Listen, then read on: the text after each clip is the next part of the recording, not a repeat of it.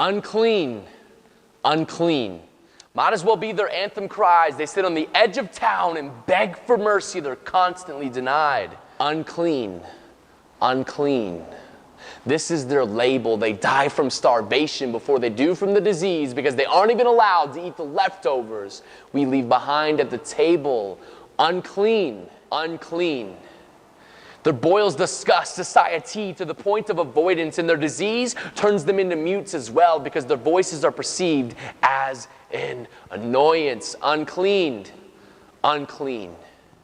These are the last words they hear as they cling onto life. Not that they've ever lived in the first place, because they can't recollect the last time someone actually called them by their real name. Unclean. You're probably thinking of a first century leper right now. The ones with boils that blister up the entire body. And in parts, you're right. But just understand, we as society are disgusted by much less than a disease that creates boils in somebody else's body. No. We're disgusted by much less than that.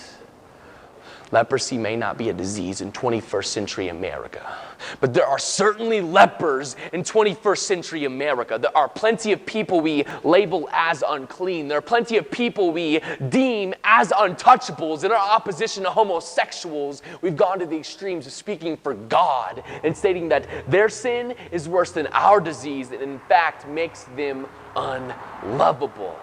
I wonder if there were any gays among the 3,000 that Peter baptized at Pentecost. There are plenty of lepers in 21st century America.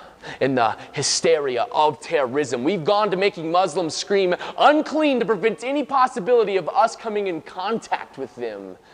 Where would we be if Saul of Tarsus never was pursued by Jesus, even though he persecuted Christians? Unclean. Unclean. Scream the homeless in their despair, because until they get up off those streets and employ themselves, then why would we even care? Prostitutes are the lepers of 21st century America. And although God asked Hosea to have the compassion and the audacity to marry one, we struggle to have the compassion to pray for him. How scary would it be if God gave up on us when we prostituted ourselves to sin and Satan became our pimp? And to our brothers and sisters who live with mental illness, live in confusion, when we tell them that peace could be obtained if they would just choose it. Thank God Jesus didn't see us instead of sin as the illness.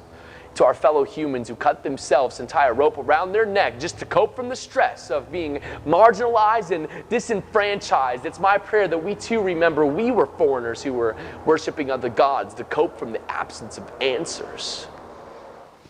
We know far more about these lepers than we realize. After all, how could we forget about a group of people to whom we had to exert effort to exile?